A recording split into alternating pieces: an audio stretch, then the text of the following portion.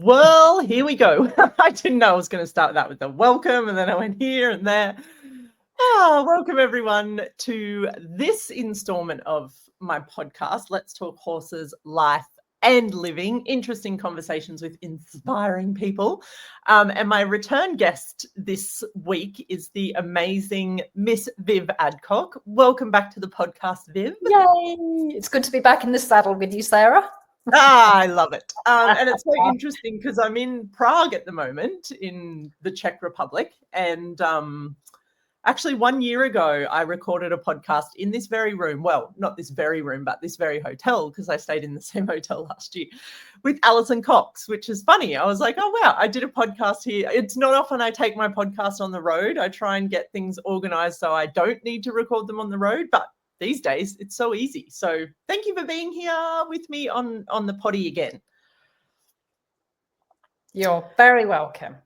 Is there anything you want to kick off with? Like, I know we were just talking off air a little bit about some things that have been popping in our worlds. I know for me, when I start traveling, it's a very different energy with my animals, with my horses and being on the road. But is there anything, like, what's been up in your world? Is there anything that you want to kick this little potty off with? Well, it's interesting because it's Sunday, May the 11th, I think it is, here in it's Mother's Day as well. Happy Mother's Day. That's where I was that's where I was just going Mother's Day when you hear this, but anyway. Yeah. So the funny thing was, the first message I woke up to this morning was a happy Mother's Day. And it's a photograph of me and my dog. And I just went from another friend who doesn't have children, and her dog, her aging Kelpie, is her fur child. And so I just went, oh, that's right, it's Mother's Day. And I went, well, I don't have children per se this lifetime, but I do have a fur child. So that just kind of tickled my fancy. And it's like, we do have this incredible relationship with our animals. I think more and more animals are becoming part of the family, and we regard them really differently and treat them very differently to, say, 20, 30, 40, 50 years ago. You know, they're very much a family member these days. Totally. That is so, like, that's such a poignant thing. And yeah, it's funny as well because there's so many mothers out there. Like, there's a whole thing on social media where people start, wishing the fur parents a happy Mother's Day, the fur mothers, let's call them. And then the the mothers of, like, the people babies are like, it's different. But I completely agree. Like, you looking at horses, looking at dogs, I think, as the generations come through, our generations and the generations that follow us, the amount of money we spend on our animals, the relationship we have with them, how we treat them is completely different. And in the horse world as well. And I think, and I don't know what you get about this, and I'd love to get into some tools, because you're also a facilitator of an awesome specialty within Access Consciousness called Talk to the Animals, which is really based around the fact that, well, I'll let you tell it, but the way I see it is, it's based around the fact that we can actually communicate with all animals. Like, all living creatures have this common thread of energy, which is a language unto itself. But anyway, I'm getting ahead of myself. Even in the horse world, seeing now the types of, it's almost like a huge shift of the importance of what people place importance on with their horses and with their dogs and cats and other animals. And I think it's shifted so much from being, this a hierarchy or dominance kind of theory to being that the relationship is becoming way more important than, like, the performance of the animal or the behavior of the animal. Like, this really big importance is being placed on connection and relationship with our animals. So I'm not sure if you want to talk a little bit about that. Yeah, I mean, the old terminology, if you like, is the bond that you have with your horse, your dog, your cat, or whatever. But there's so much more coming into our awareness every day, whether it's, dogs that help kids with autism, or horses that are used for therapy to help with learning or schooling or teaching, or behavior management. So they've always had this capacity to contribute to us. We just haven't maybe been evolved enough, or, you know, when you look over the years, how there's so many books on the shelf these days, so many podcasts, so many people doing blogs and vlogs and whatever else on the importance of that emotional connection. I think most people would look at it as an emotional connection, beyond the, I guess, the utility of the animal, you know, the using the animal for a particular purpose. So there's a lot more awareness around the nurturance and the relevance, but not only that, the huge contribution when you actually do receive from an animal way beyond its purpose, so to speak, or its, you know, what you bought it for, whatever you decided its job was. When you actually kind of talk to that animal or communicate and treat it in a way you would a person, it's a very different relationship, and a very different connection can be cultivated. Yeah. And you know, I remember growing up, even, you know, not that many years ago, and we had dogs. I've sort of always had dogs my whole life, but sort of when I was old enough to kind of interact and understand a little bit, and the dogs, they were outside dogs, like they were allowed inside at nighttime if they sat on a mat by the door, like that was it. And now I've got 2 dogs of my own that literally just, I mean, you know, there's boundaries.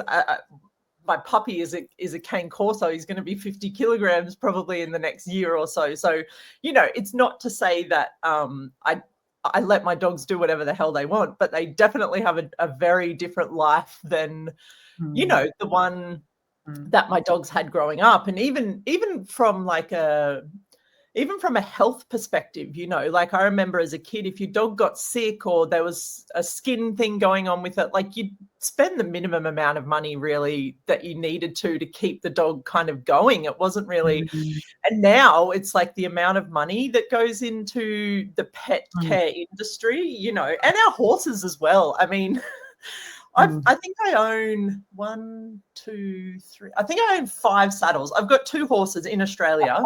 I have 5 saddles for the 2 horses. And I'm like, I want another one. And I'm like, why do I need 6 saddles for my horses? Like the amount of things that we're willing to spend money on in order to make them happy and to make us happy, really. And that's a really key point, Sarah. I mean, this is where I love the tools of access consciousness, and because everything that we particularly play with is about energy. So everything is energy. So if you're willing to have that sense of joy, you know, for you, the joy, the happiness, I'll play with this, I'll try that on for size. Oh, what about this? You know, there's that curiosity and that playfulness, but there's an engagement of energy there that you're pulling into your life, something that is improving the quality of your life, whether it's a new saddle or, you know, a different food for the dog, or there's lots of different ways that animals contribute to us that we wouldn't linearly compute, because, you know, most people just see the dollars going out of the, you know, on the credit card or out of the purse in regards to, oh my God, this thing's costing me a fortune. But where you come from, particularly, Sarah, is this place of, okay, what else? What else is available? What does my horse's body require? What's going to create this to be more ease? What's going to be more fun? So since I've known you, you've had 1 horse, then you've got 2 horses, and then you've got a float, and then you had a car to tow the float, and then you've had saddles. And, you know, there's been this natural progression of your life expanding. And a lot of that is, I'll say with thanks to the animals, but I don't mean that in a literal sense. It's like these animals, you've received the facilitation of what more joy can you have with them? You know, what greater engagement. And so has that made your life more a la Sarah? You know, has it created more of what you would really love to have your life and living look like, even if you didn't know where the hell the money was coming from to begin with? Yeah, totally. And I mean, one of the many, many things that Access Consciousness has shown me is you can actually create your own reality in this world. Like, you know, we grow up believing that there's sort of like a finite world we live in. Like you kind of, you know, I think we all grow up with parents of some description or another. And then we have whatever relatives and teachers and bosses and all that sort of stuff. And I think, you know, we sort of put ourselves in this box of like, well, this is my reality. You know, I was born here, you know, this is my blah, blah, blah, my education, my rah, rah, rah. And then you find something like Access where it's like you can actually create anything as your reality. And that's your financial reality, your relationships, your body, your work, like whatever it is. And, you know, because we grew up pretty dirt poor. Like I never really had money as a kid, but I always loved horses. Like horses were always my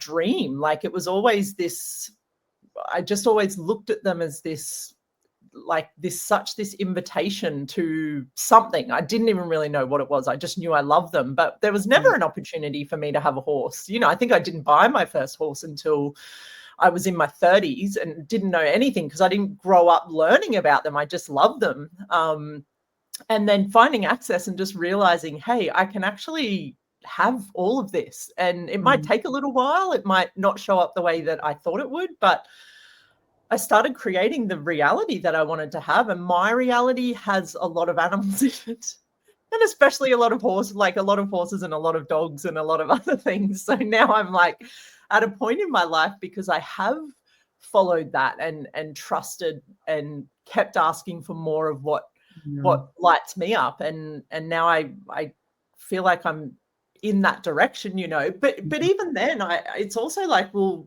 there's no limit to it. It's not like, you know, now I'm here, so I've got my 2 horses, I've got my 2 dogs, I've got this, I've got that. No, I'm still like, what next? What else can I? And, you know, just quickly as well to talk a bit about what our animals invite us to, because like I obviously made those choices, and, you know, Ollie and Willow are my horses at home, and Frankie and Cash are my dogs at home in Australia. But then you also have the dynamic of where you have this animal in your world where you chose them and they chose you, but then you guys get to start on this path where they will show you things that they know and show you things about yourself that you kind of were like, oh, I never even kind of realized that this was available when I purchased this animal. Like, yeah. Yeah, and I love this with, you know, your willingness to talk to the animals, you know, literally, because they'll indicate what else is, you know, what else. It's like there's this invisible communication that goes on between their desire to contribute to your world because they're going to benefit, but it's not a linear thing. Most people with animals just go, oh God, you know, they're a hole in the ground that you just throw money into. You know, most people scrimp and save with, if they've got horses, they try not to spend money. And yet the energy that you're tapping into and that I know is available with the animal kingdom is something totally enriching beyond that. Yes, you need money to look after animals, you know, and there's so much more that comes with that willingness to receive the gift and the contribution they are. The other morning, I've got an old rescued greyhound, and she's so set in a routine, this dog. I think after spending 6 years in the racing industry, you know, where everything is routine, every single thing is routine, even though she's been out of the industry for a long time, there's obviously something still in there. So my usual morning routine, she was totally following me around the house and just pestering me, and I'm like, what's going on with this dog? You know, normally she's in bed, she doesn't get out until she hears the keys, because then she knows I'm really getting in the car, I'm not just talking about it. And she was following me everywhere, and I was in a rush to get out of the house by 9 o'clock, and I had to be somewhere, and she's following me and nosing me and pestering me. I'm like, Pella, what's going on? You know, what's going on? Anyway, I eventually put her in the car, got down to where I was supposed to be at 9 o'clock, and the people I was meeting weren't there. And I went, hang on a second. And then I realized she was actually trying to get me to be aware of something, because I wasn't checking my phone and I was an hour early. So she was pacing around the house because I was saying, no, we'll go for a walk a bit later. We'll go for a walk a bit later, you know. And so afterwards I sat back and went, wow, she was ahead of time. She was in my world. She was in my universe, letting me know that something's not quite right in your world, Mum. Your timing's off. There's something not going on that's gelling here, but that's okay if you want to charge forward and force everything and maybe get in the car and drive there and then realize the people aren't there. And I went, wow, most people wouldn't have had that awareness. You know, I'm like, oh, that's what it was, because she's usually so in tune with me that I don't even have to communicate with her. Energetically, we're so connected. And it was starting, and I'll be honest, it was starting to irritate me that she was just being such a pest. And I just went, oh my God, Bella, I'm so sorry. I didn't realize what it was you were gifting and contributing to me. So the reason I went into all of that is the level of awareness that they're trying to open doors every which way possible for you to acknowledge that they desire to contribute and communicate in ways that are completely unfathomable. You know, it's not an English conversation like we have. It's a very different energetic contribution that if you're willing to hear it and receive it, your bond, the communion, the oneness that you can have with the animal kingdom exponentializes, not just with your animal, but with everything. Yeah. It's like they're constantly inviting us to be in tune with the whispers, like, you know, because I've just bought this second puppy home, and, you know, Frankie is my established female dog. I've had her for, you know, 4.5 years or something now. And, you know, it's kind of a little bit like, because she's not a big dog lover. Like, she's not let's make friends with other dogs. And especially when the dog comes to her house, you know, you've had your dog in my house before. Yeah. She's very much a resource guarder. She's very much like, this is my space. Fuck off. What are you doing here? And I was sort of like, oh God, how's it going to go bringing this puppy home? And, you know, but it just blows me away, because where they function from, like this level of like the amount of, I just sit there and watch them sometimes, and the amount of communication. And she's firm with him, but she's very fair. And you know, one day I was in the other room and I heard her like really have a go at him, and I was like, Frankie, and like got up her and put her on her bed and was like, you know, and then I tapped into her world, and she was like, dude, what are you doing? He needed me to do that. Like, he'd obviously done something that he shouldn't have done, which puppies do a lot of. And she reprimanded him like strongly, but very fairly. And it's the same sort of thing. I got up her, and then I just like kind of looked into her world, and she's like, I did exactly what was required in that moment for that dog to know. Because, you know, she also realizes he's going to be twice the size of her in not too much time as well. Like, and I love what you said about Bella, because the amount of times you've brought up the not linear thing, like that there's no linearity in an animal's world. They're aware of right now, they're aware, and even I'll put it in a linear fashion, but even the way I'm going to say it, it's not even this, like it's just sort of trying to put it into words, but they live now and they live in the future, and they live like all around all of that as well. And where they're willing to show us that, like and, you know, sometimes I'll just sit and watch my dogs, or I'll watch my horses, and within like a breath, there's so much communication that goes on between them, and not a word is uttered, obviously. Like it's none of it's verbal. So do you have some tools, or like for the people out there that have horses or have dogs or cats or birds or whatever it is that you have in your life that you have because it brings you joy, like how do you start getting better at that awareness and communication? Yeah, I think it's this kind of amazing concept that the tools of access consciousness really open you up to receiving more, because I think we're so entrained to do all the time that the doing hijacks and ambushes your ability to be. And so many people these days dealing with burnout and health issues and stress and whatever. Yeah, because whatever they've chosen has taken them so far away from being and receiving. They're so plugged into the doing. So the animal kingdom really invites us to just be. Whether you're watching an ant crawling with a tiny crumb across your kitchen bench, you know, they're just, that ability to receive is such a foreign concept to a lot of people. So that ability to be still. And I know, you know, again, the tools of access consciousness for me have been the most amazing, trajectory changing. And yet there's this homecoming as well. The tools facilitate more of that being and receiving, and that presence, where this non-linear communication is just there. We've all got it. It's all within us if we desire to have it and tap into it. It just needs a bit of massaging and cultivating and playing with. To get us out of that doing. And particularly, I mean, like the greyhounds, you know, they're nicknamed the 30-mile-an-hour lounge lizards. So they have this 30-mile-an-hour spurt, and then they sleep for the next 22 hours, you know. So they know how to relax, you know, they really know how to relax and receive. And the same with horses, you know, they'll only use energy when they absolutely have to. They're basically, quote unquote, lazy animals. They're not lazy at all.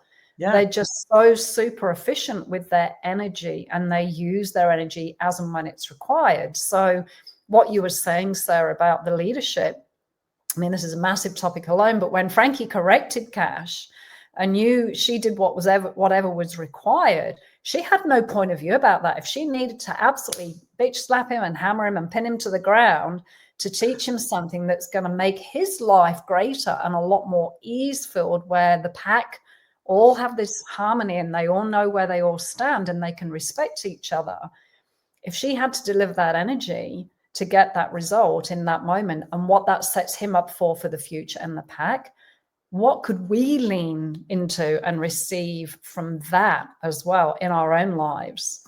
Yeah, so love that. And there's so many things from what you said there, but first of all, so much about that relaxation and the receiving part of it. Like, I remember when I first got Frankie, and because we're together a lot, you know, I work from home these days and we spend a lot of time together. I think she probably sleeps, and, you know, it's similar with Bella, like she probably sleeps like 16 hours a day, maybe, or more. I'm not sure. On some days she's a sleepier. She has her breakfast and then she has her post-brekkie nap, and then she'll walk outside and then she'll lay in the sun and have a nap, and then we'll go feed the horses, and then she'll come back inside and have another nap. Like, this space where, and, you know, their life is so much shorter than ours. Like, you know, they're living somewhere between 10 and 15 years, something like that. But nowhere in their world are they like, oh my God, you know, it's Tuesday at 5 o'clock. I need to make sure I'm doing things like that. She doesn't care. She'll be dead. Like, her body will be gone in 10 years, hopefully, if I'm lucky, from now.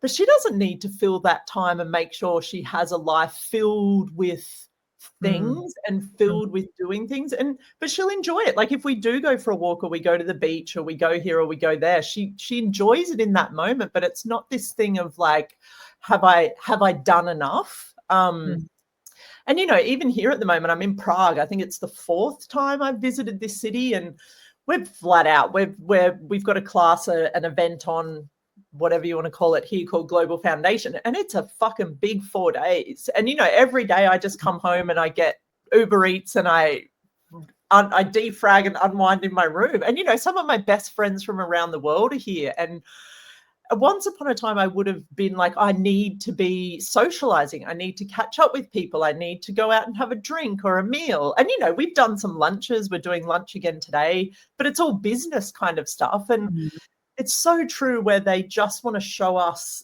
the joy in the peace and the stillness of life. Yeah. Yeah. And to quote Gary Douglas the other day, the mantra of Access Consciousness is, all of life comes to me with ease, joy, and glory.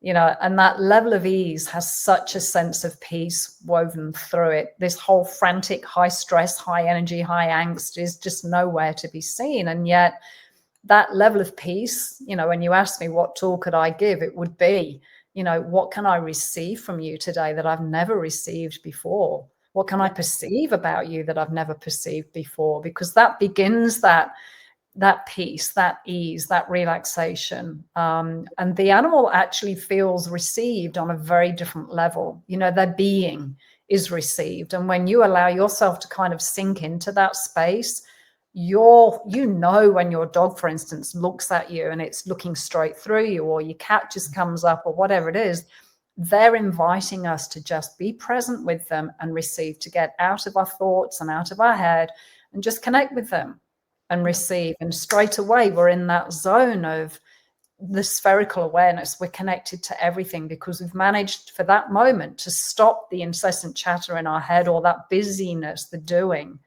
Yeah. So the more you can, you know, just what can I receive from you today? It doesn't have to have an answer to it. It's a rhetorical question. You're reaching into the animal's world and touching their being. You know, if somebody's actually received your being, how that is in your world. It's like, oh, I've been seen at last, my people, you know, you feel at home.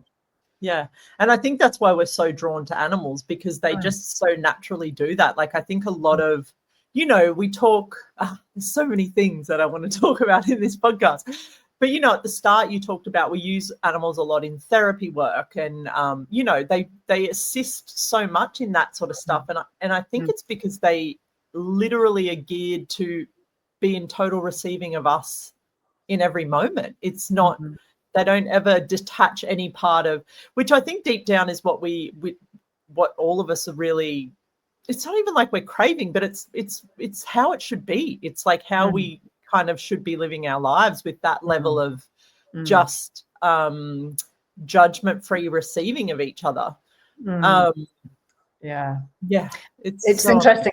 I took Bella for a walk in one of her favorite forests this morning, and I just love being in there because I don't see anybody else, and I talk to the trees all the time. The birds are around. I talk to the grasses. I talk to the earth. I talk to everything, and I'm not saying verbally out loud, but just with my awareness, reaching out to every molecule of the trees, and just that level of receiving. And ironically, even for people that don't get into what we consider communication or receiving from nature or animals, when your body craves, when you crave to be out at the beach, or you crave to be in the mountains, or go for a walk in the park or whatever, is that your being waking up and actually asking you to receive that space that nature creates, that acoustical peace, that acoustical wavelength where we actually can relax and not have that sense of separation.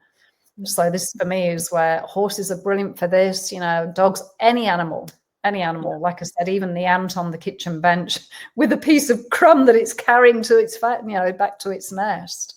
And I mean, I think because a lot of people out there, if you have animals or you have this affinity with nature or animals, I think a lot of the time we think it's hard work to do what we've been talking about, to have this communication, this communion with animals and nature and all things. But it's kind of like this thread that we've woven through this whole podcast. It's like, if you're just willing to open up like your being, your receiving, to receive it, everyone has this capacity. Every single person that's willing to ask for it and to have it can be in communion and can talk to everything. And I think, because we grow up with that being like a little bit weird, or like Dr. Dolittle, where now all of a sudden I need to have 500 animals living in and I'm going a little insane talking to them. But it could be that. I mean, hey, why not, if that's what you're into? But it's also this thing of where it's just there, and it's easy, and it's actually available to everyone to have this. It doesn't take years of training or a lot of like meditation or going and living with the wild horses for 6 months. And hey, if you can do that, do it. I'm sure it will open up a lot in your world. But it can also just be the willingness to ask for it and to receive it. And even if you don't have animals, I saw an owl, a beautiful owl, which I've never seen an owl in this particular forest that I've been, and he just sat and watched me for about 10 minutes. He wasn't frightened. He didn't freak out. He didn't fly away. And it was and he was looking direct, how they twist their neck in that really wild owl way. He was just staring at me, and I was just in absolute awe of that. So you don't have to have your own animals. There are animals everywhere around you, And the trees. I mean, get out in any forest or anywhere where there's trees around and watch and talk to them. I mean, a lot of them have been standing where they are for however long, decades or whatever it's been for them, but they invite you to the stillness because they've stood there. They've seen things past them, but they don't get up and walk around. They don't move, but they have a presence where they are so kind of comfortable in what they're doing, and they've just stood in the same place for all of these years watching the sunrise and the sunset. Actually, the other thing is, we just spent some time in Uluru in the outback or middle of the desert in Australia, and talk about another formation of nature, like nature's creation or the earth's creation that has been there for literally millions and millions of years. And you sort of tap into that as well, where, you're like, oh my God, my job and my relationship and all this fucking shit in my life. And then you meet this rock that's, millions of years old, and you perceive even just the amount of sunrises and sunsets that thing has stood there and witnessed. And it's just, it's so humbling. And for me, animals are that energy as well, where there's just such a humbling to to be around them because they're that invitation too. Yeah, absolutely. And just, you know, what you're saying about Uluru, like you stand in its presence and whatever's going on with your financial situation or your right big toe or your mother-in-law or whatever just becomes completely insignificant in that moment. You know, it's like you're in so much awe of the presence of this kind of monolith, you know. It's like, but the energy as well, receiving that. And again, you don't have to have been there to actually ask to receive that. And I think that's often one of the hardest things for people, to get past that linear thing of, but I've never been there, and so how can I receive from it? It's like, just ask. What if I could receive from Uluru today? You know, just ask the question. Yeah, and put your feet on the earth. I mean, it's part of it shares the same ground that we walk on. So, you know, and it's so interesting to me because this reality, like, you know, a lot in Access, we refer to this reality, and this reality is the things we're presented with, right? Like science and religion and the news and all of those things. And it's funny to me because this reality, it's almost like it holds part of what my reality is, like this reality that I see in the world. Because, you know, and then they'll come out with something like, you look at grounding now is a big thing. Like there's so many of these latest big things, and grounding is one of them, where it talks about taking your shoes off and putting them on the earth in order to, you know, receive the ions from the planet. And it's like, that's this same reality of like, it's actually being able to receive everything that the earth has, you can receive from. Like, yeah. Cool. And animals don't cut themselves off from that, you know, like apart from if they're in a really traumatized situation, you know, they might be in a medical lab or a veterinary surgery or something. But you look at the average animal, it has this spherical awareness of everything moving around it. So, you know, it's not, again, we tend to kind of get this real, I've got to just, this is my life and this is all I've got the attention span for, rather than what if we could actually have that sense of space again and that sense of spherical awareness and connection to everything.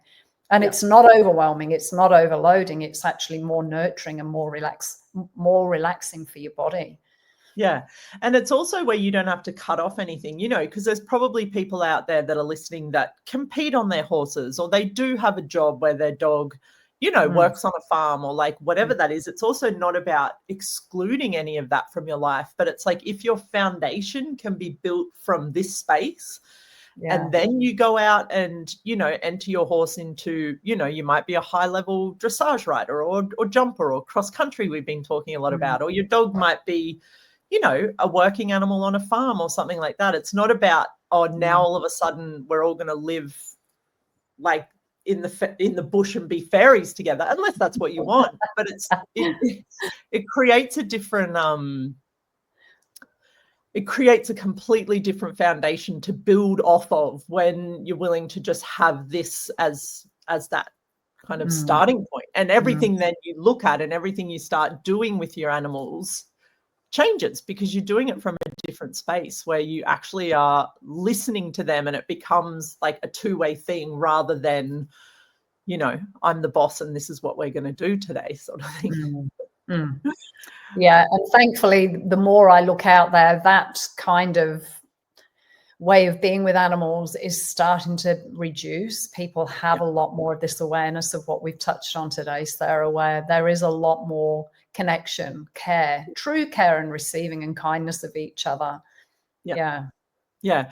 And even just to quickly acknowledge again, like the amount of things that our animals will teach us about everything, if we're willing to come from this space, you know, not like just to open it. And if you're listening out there and you're like, oh, I don't know where to start, or I have a sense that this is a possibility, but I don't really know, like, it's literally just a matter of like putting your walls and barriers down and being present with that animal, and you know, asking questions, but not necessarily like a question as in, now I've asked a question and I expect to get an answer. A question that's going to be designed to just shift your path a little bit, shift your trajectory with your animals and nature and whatever else it is in a slightly different way. And, you know, talking about my dog again really quickly, because you know, Frankie's grown up as a very much a single dog. Like she, you know, left her litter when she was 7 weeks old, and she's socialized with other dogs every now and again. We did some very basic training. And, you know, when you introduce a puppy and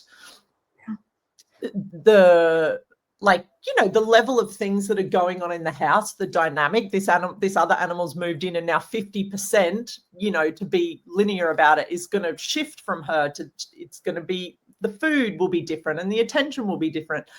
But to watch her and to trust her, like we talked about earlier on, where she reprimanded Cash, and she does it a lot now, and I let her do it because I trust her, and I trust that she knows what's required, and I trust that she has more of an awareness of what's required actually than I do in a lot of instances. And just to quickly brush over that as well, and with your horses as well, because I think a lot of the time we negate that level of trust that we could have with our animals, because we don't want disaster to happen. We don't want something wrong to happen. We don't want to get hurt. We don't want them to get hurt.